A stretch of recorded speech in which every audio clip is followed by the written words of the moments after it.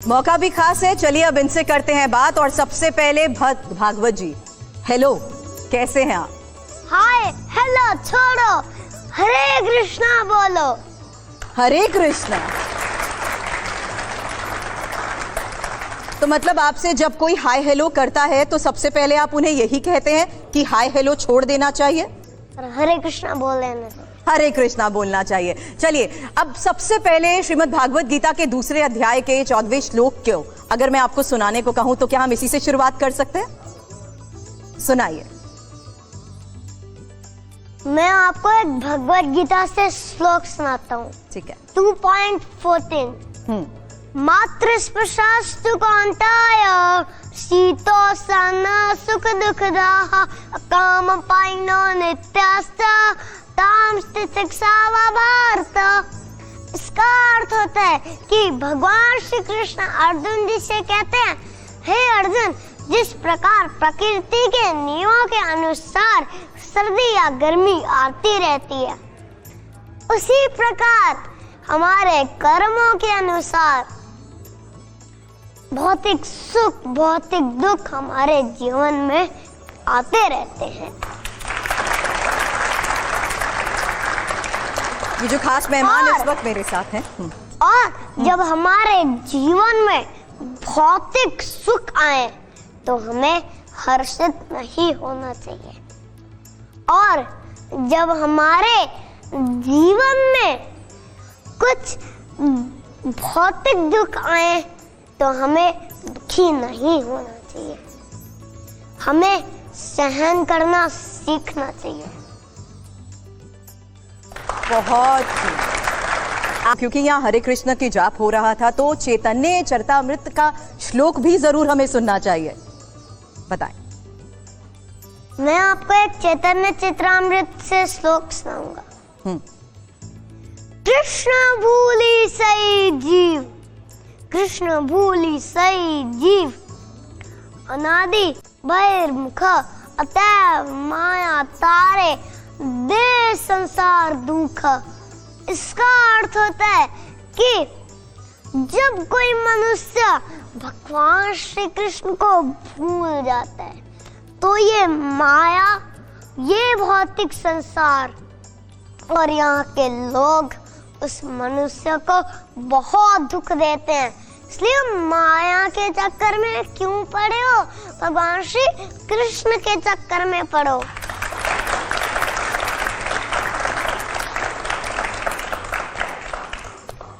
कितना सरल लगता है ये सुनना समझना, लेकिन क्या हम इसे अपना पाते हैं? हालांकि जिन विद्वानों से इस वक्त हम चर्चा कर रहे हैं, भागवत, आप बताइए भागवत जी, ये कैसे मुमकिन है कि आप इतने छोटे और इतना सारा ज्ञान?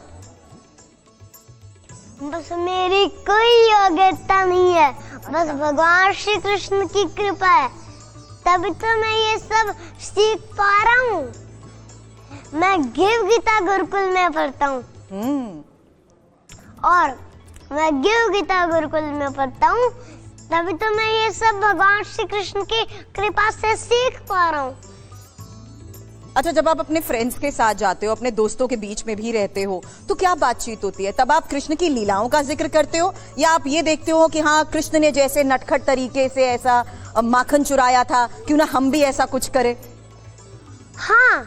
क्या करते हैं आप दोस्तों के साथ? हाँ, मैं कृष्णा की भी बातें करता हूँ। हाँ, मैं कृष्णा के अलावा कोई बातें ही नहीं करता। कृष्णा के अलावा और कोई बातें ही नहीं करते? हाँ। फिर क्या बात होती है आपके दोस्तों के साथ? जो कृष्णा बोलते हैं वही मेरी बात होती है।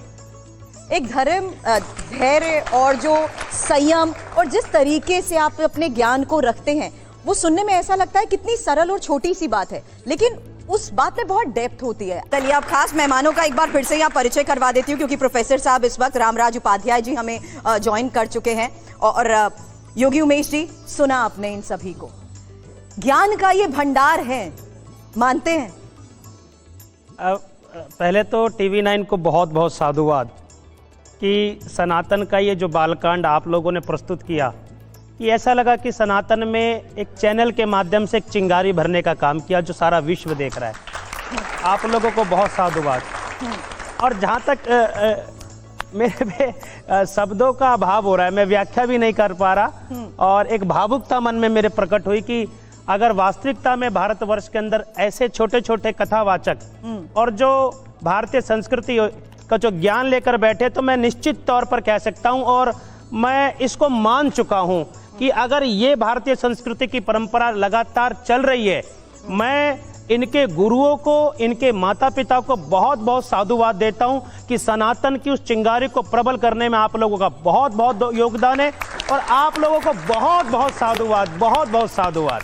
धर्म, अध्यात्म और संस्कृति की ये जो अलख जग रही है प्रोफेसर साहब, इस बारे में आपसे जरूर बात करूंगी, क्योंकि आप तो बच्चों को पढ़ाते भी हैं और आप देखते हैं कि वो किस तरीके से धर्म और अध्यात्म से जुड़ने का प्रयास कर रहे हैं। इसमें से कोई भी इसका जवाब दे सकता है। धार्मिक यात्रा में कहां जाना आप चाहेंगे, काशी, वृंदावन या अयोध्या?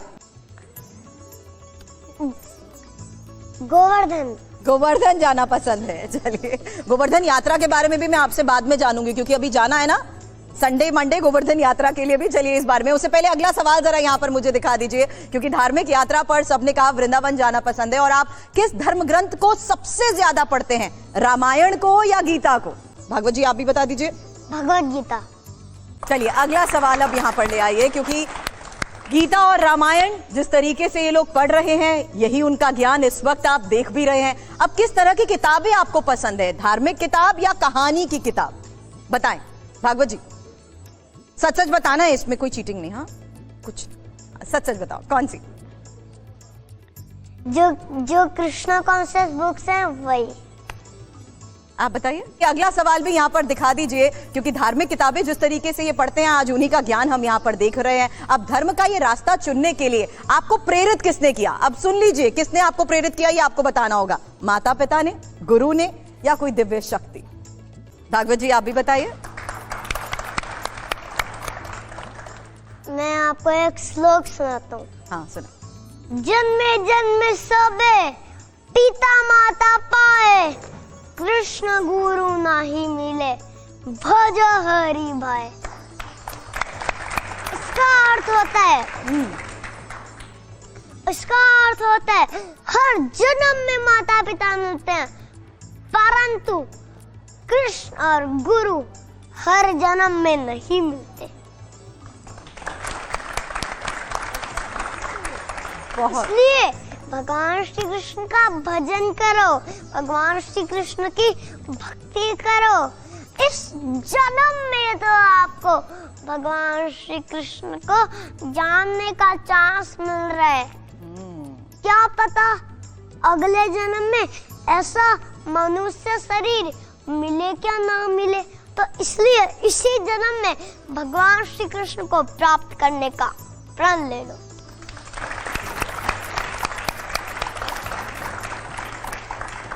सच में कद बहुत छोटा है, लेकिन बहुत बड़ी बड़ी बातें कर रहे हैं, और कृष्ण के तो ये भक्त हैं ही। अब मुझे ये भी बता दीजिए, कृष्ण के अलग अलग नाम भी आज हम आपसे ही जानना चाहते हैं। हमें भी बता दीजिए क्या है कृष्ण के अलग अलग नाम। उनकी लीलाओं के बारे में तो हमने बहुत सुना है, बट उनके अलग अलग नाम बता दीजिए।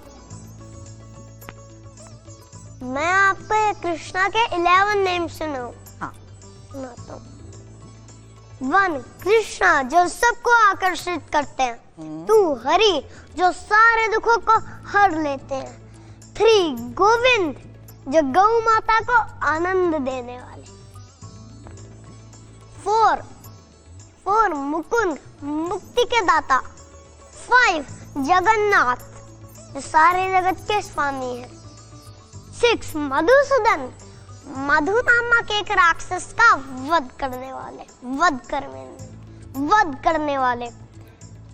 7 माधव जो लक्ष्मी जी के स्वामी हैं।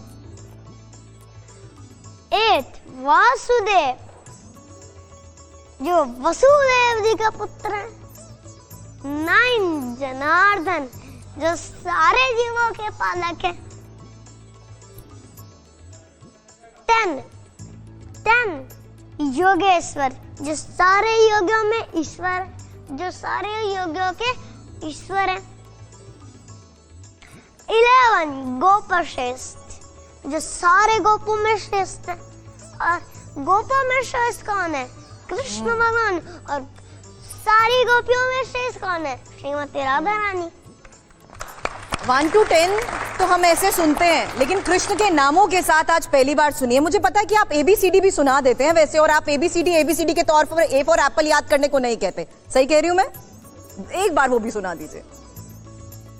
A for Arjun, B for Balram, C for Chaitanya, D for Damodar, E for Ek Chakra, F for flute, G for Ganga, H for Hanuman, I for Indradev, J for Jagannath, K for Krishna, L for Love Kush, M for Mahaprabhu, N for Narsimha, M for Mahaprabhu, N for Narsimha, M for Mahaprabhu, N for Narsimha, O for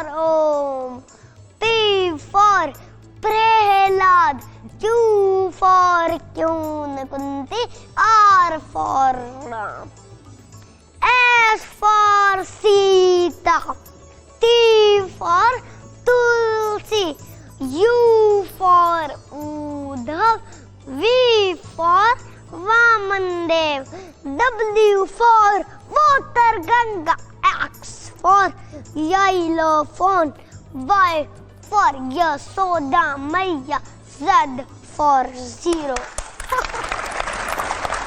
मृत्यु पे सब zero हो जाएगा, इसलिए भक्ति करना सीख लो। GiveGita.com पे जाओ, भगवत गीता जानो और भगवत गीता का कोर्स सुनो। बहुत खूब, बहुत ही बढ़िया। अच्छा लग रहा है इनको सुनते हुए? जी बिल्कुल, बहुत अच्छा लग रहा है, काफ़ी अच्छा लग रहा है इनको सुनने में। समझ में भी आ रहा है कि हाँ, थोड़ा सा हमें सीखना चाहिए, धर्मों की तरफ चलना चाहिए। क्या सीख मिल रही है आपको आज इनसे सुनते हुए? कुछ सवाल भी करना चाहेगा कोई इनसे? हमें ये सीख मिल रही है कि मैम हमें भी अपनी संस्कृति की तरफ बहुत आगे बढ़ना चाहिए, और हमारे जितने भी फ्यूचर्स है, मतलब हमारे जितने भी बच्चे हैं, उनको भी संस्कृति की तरफ ज्ञान देना चाहिए। ये दोस्तों से अगर झगड़ा हो जाता है तब क्या करते हैं? जब दोस्तों से झगड़ा हो जाता है तो बता दीजिए, क्या उन्हें श्राप दे देते हैं, हाँ या ना? भागवत जी, हाँ, क्या करते हैं आप? क्या करते हैं अगर दोस्त से झगड़ा होता है तो? बताइए ना। हम नहीं, हम दोस्त को नहीं बताएंगे। क्या करते हैं? हाँ हाँ, श्राप दे देते हैं? नहीं, श्राप नहीं देता। तो आपने तो हाँ दिखा दिया था। नहीं नहीं, ठीक है, नो। ये एक छोटा सा गूफअप था। वो कह रहे हैं नहीं, वो ऐसा कुछ भी नहीं करते हैं। अब क्योंकि हम जेनजी की बात कर रहे हैं, और जेनजी जिस तरीके से मोबाइल के साथ कनेक्टेड रहती है, और ये छोटे बाल गोपाल हमें यहाँ जो नजर आ रहे हैं, क्या मोबाइल पर छिपकर आप भी रील्स देखते हैं? No no. अच्छा, अपनी रील्स ही देखी हैं आपने? आपको पता है आपकी कितनी सारी रील्स के जरिए यहाँ ये जो यंगस्टर्स बैठे हैं ना, बड़े बड़े भैया दीदी, इन सबको बहुत नॉलेज मिलती है। अब क्योंकि आज बच्चों के साथ हम यहाँ पर संवाद कर रहे हैं, तो एक सवाल करना चाहूंगी भागवत जी आपसे मैं, कि बच्चों को ही बचपन से गीता पढ़नी क्यों चाहिए? हर ज्ञान की उम्र बचपन ही है। जो ज्ञान हम बचपन में लेते हैं, वो ज्ञान हमारे साथ पूरा जीवन रहता है, पूरा जीवन रहता है। जैसे बच्चे भौतिक ज्ञान लेने के लिए बचपन से स्कूल जाते हैं, वैसे ही भगवत गीता का ज्ञान भी हमें बचपन से लेना चाहिए। जान लिया? मैं आपको एक एग्जाम्पल से समझाता हूँ। हाँ प्लीज। मैं आपको एक एग्जाम्पल से समझाता हूँ। जैसे एक पौधा होता है, और जब वो छोटा होता है तो हम उसे कहीं भी मोड़ सकते हैं, और जब वो पौधा बड़ा हो जाता है तो हम उसे कहीं भी मोड़ नहीं सकते ना, नहीं मोड़ सकते। भगवत गीता भी इसी तरह है कि जब हम भगवत गीता को बचपन से पढ़ेंगे, बचपन से पढ़ेंगे तब भगवत गीता हमारे जीवन को सही दिशा देगी। और भगवत गीता हमारे जीवन का सॉल्यूशन है। कि भगवत गीता हमें सिखाती है कि इस जीवन को हमें कैसे जीना चाहिए। अगर हम कहीं बाहर जाते हैं तो वहां से एक इलेक्ट्रॉनिक टॉय लेके आते हैं। हाँ। उसके साथ एक मैनुअल मिलती है।